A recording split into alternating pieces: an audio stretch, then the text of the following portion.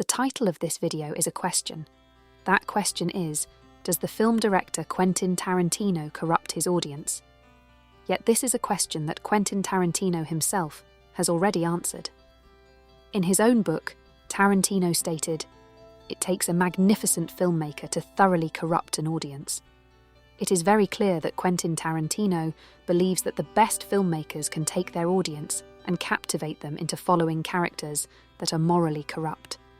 When Tarantino said, "It takes a magnificent filmmaker to thoroughly corrupt an audience," he was articulating a profound observation about the power of cinema and the role of the filmmaker in shaping, challenging, and even subverting the moral and emotional compass of their audience. First and foremost, Tarantino's statement underscores the immense power that filmmakers wield. Cinema is a potent medium that can influence viewers' perceptions, emotions, and beliefs. A magnificent filmmaker possesses the skill to manipulate this power effectively, creating films that resonate deeply with audiences. Such a filmmaker can craft narratives that blur the lines between right and wrong, good and evil, thus corrupting the audience by making them empathize with morally ambiguous or outright nefarious characters. And there, of course, can be no doubt that Quentin Tarantino is a master of his craft. Yet when you compare Tarantino's body of work to other directors, his films and the characters are predominantly very corrupt characters. Reservoir Dogs and The Hateful Eight are good examples of this, where every major character being a criminal, a murderer, or a thief. This leads the audience, when engaged with the story, they end up rooting for one of those characters, usually ending up rooting for the lesser evil. When compared to other filmmakers, say for instance, Paul Thomas Anderson, Anderson will make films about dark subjects and have dark, corrupt characters, but he also makes lighter films, and even his darker movies are not completely populated with a cast of villains. This feature of Tarantino's work has been a continuous element of Tarantino's films, to such an extent that it is difficult to think of a major character in any of his films who are not criminals, or not completely corrupted in one form or another. So let's take a look at Tarantino's movies and ask, why does Tarantino populate his movies with such morally dubious characters? And what does this say about us, the audience, who revel in his corruptible creations? Let's start at the beginning with Reservoir Dogs. In Tarantino's debut film, we are introduced to a gang of criminals whose botched heist leads to a violent and tense aftermath. Characters like Mr. White, Harvey Keitel, Mr. Orange, Tim Roth, and Mr. Blonde, Michael Madsen, are far from heroic. They are thieves, murderers, and in the case of Mr. Blonde, a sadistic torturer. The moral centre of the movie is almost non-existent. Instead, we are drawn into their flawed humanity and the suspense of their unravelling loyalties. The film doesn't offer any clear moral judgments, but rather presents a gritty, realistic portrayal of criminal life. An engaged audience following the drama unfolding are left to root for the least wicked character. The iconic Pulp Fiction features intertwining stories of Vincent Vega, John Travolta, and Jules Winfield, Samuel L. Jackson, among other lowlifes, showcasing a variety of criminal activities. Vincent and Jules are hitmen working for a mob boss, while Butch, Bruce Willis, is a boxer who kills his opponent in the ring. We watch these characters as they go about their murders and criminal activities while they talk about everyday things in a comedic way. This makes these characters more relatable to the audience, as opposed to the audience being disgusted by the things they do. They question morality while engaged in totally immoral actions. Jules' transformation and contemplation of divine intervention add layers of complexity, suggesting that even those deeply entrenched in crime can seek redemption. Yet the film revels in their immoral escapades, inviting the audience to enjoy the ride. As with Reservoir Dogs, an engaged audience roots for the least evil characters.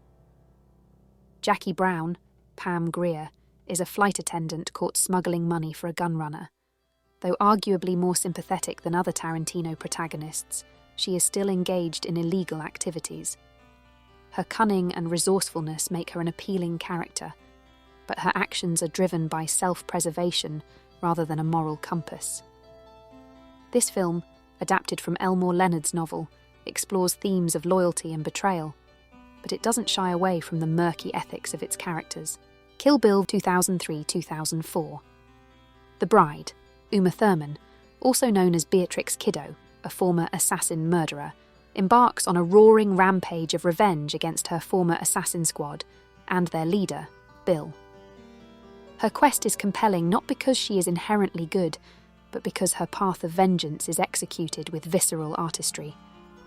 The bride's actions are driven by personal vendetta rather than justice, resulting in a narrative filled with stylish violence and ethical ambiguity. The film glorifies her quest, making the audience cheer for her bloody revenge.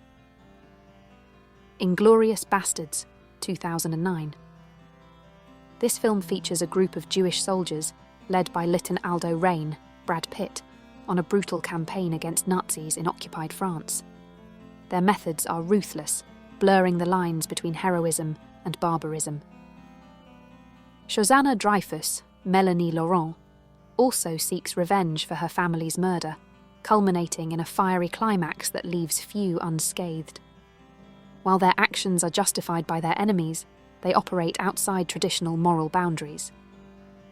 The film's alternate history fantasy allows for a cathartic release of violence against one of history's greatest evils, yet it does so through morally corrupt characters which an engaged audience will be rooting for. Django Unchained, 2012. Django, Jamie Foxx, a freed slave, partners with a bounty hunter, Christoph Waltz, to rescue his wife from a brutal plantation owner. Django's mission, though righteous in its aim, involves significant bloodshed. The film paints a clear picture of good versus evil, with Django and Schultz as avenging heroes. However, Django's methods are far from pacifist, raising questions about the morality of vengeance and justice. The film's depiction of slavery and its brutal violence is both a condemnation and a spectacle, forcing the audience to confront uncomfortable truths. The Hateful Eight, 2015. Set in a post-Civil War Wyoming, a group of unsavory characters is trapped in a cabin during a blizzard. Each harbors secrets and violent tendencies, from bounty hunters to outlaws. The central protagonist, Major Marquis Warren, Samuel L. Jackson, is a former Union officer turned bounty hunter who takes no moral high ground. The film is a study in mistrust and brutality, with characters betraying and killing each other for personal gain. It's a grim portrait of human nature, where survival often trumps morality. Once Upon a Time in Hollywood, 2019. This film follows fading actor Rick Dalton, Leonardo DiCaprio, and his stunt double Cliff Booth, Brad Pitt, as they navigate the changing tides of Hollywood in the late 1960s. Though not criminals, their moral compass is skewed. Cliff possibly killed his wife, and Rick's existential crises often lead him to excessive drinking and violence. Their ultimate showdown against the Manson family is a blend of cathartic justice and savage retribution. The film romanticizes Hollywood's golden age while acknowledging its darker undercurrents. So, as stated at the start, Tarantino once remarked, "It takes a magnificent filmmaker to thoroughly corrupt an audience." This statement encapsulates his cinematic philosophy. He masterfully crafts characters who, despite their immorality, compel us to root for them. His protagonists are complex, flawed, and undeniably human. Their moral ambiguity mirrors our own, forcing us to confront the darker aspects of our nature. Over the last 30 years, Tarantino's films have indeed had a corrupting influence, but not in the sense of promoting real-world criminality. Instead, they challenge our expectations of good and evil, showing that the line between hero and villain is often blurred. We revel in the chaos and charisma of his characters, finding pleasure in their exploits and justifications. Take, for instance, Jules Winfield's transformation from a cold-blooded hitman to a man seeking redemption. His biblical musings and eventual quest for a higher purpose resonate with audiences, illustrating that even the most morally compromised characters can seek a path to redemption. Similarly, the bride's relentless pursuit of vengeance in Kill Bill is something we cheer for, despite its brutal implications. Her quest for justice is personal and visceral, drawing us into her world and making us complicit in her bloody rampage. In Inglourious Basterds, the audience is invited to relish the violent retribution against Nazis, despite the brutal methods employed by the protagonists.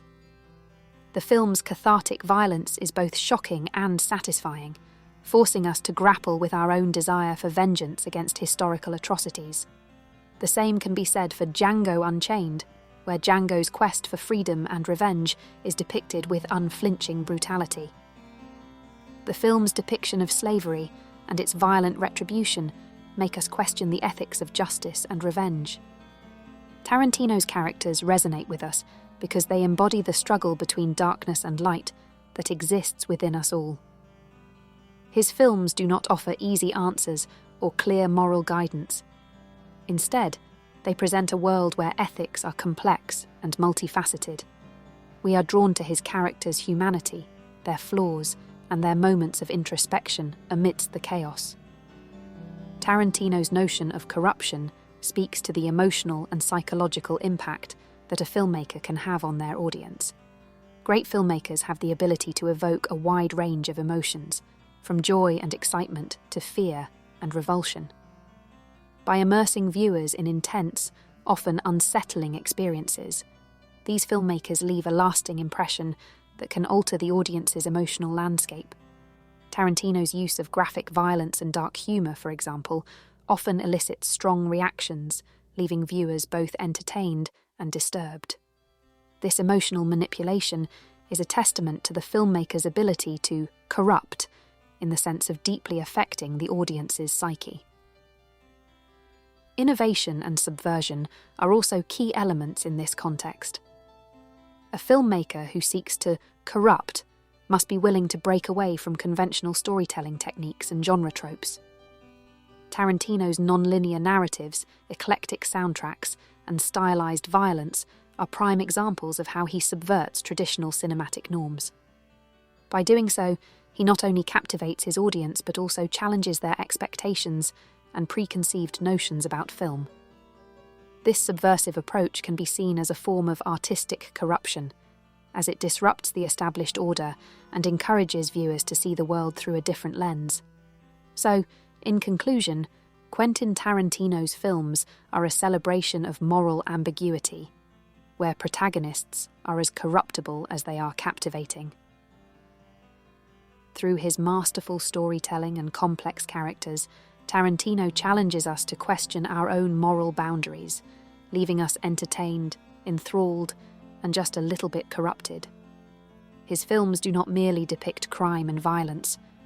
They explore the human condition, the struggle between good and evil, and the complexities of morality. We are drawn to his characters not because they are heroes, but because they reflect our own flawed humanity. In the end, Tarantino's genius lies in his ability to make us cheer for the morally ambiguous, forcing us to confront the darker aspects of our nature while reveling in the brilliance of his cinematic craft.